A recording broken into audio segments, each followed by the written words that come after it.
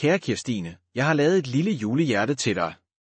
Pink og rødt, selvfølgelig, for de to farver er dig.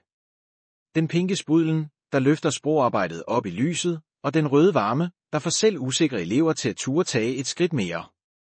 Midt i hjerteflætningen gemmer der sig et lille rim, som jeg tror, du vil kunne høre dig selv i. Når ordene snubler, løfter du dem blidt.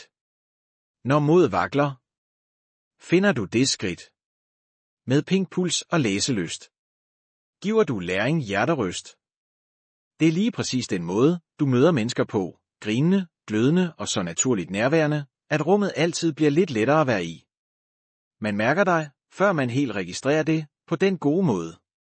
Så her får du et lille julehjerte som kollegial kærlighed og nisseagtig taknemmelighed.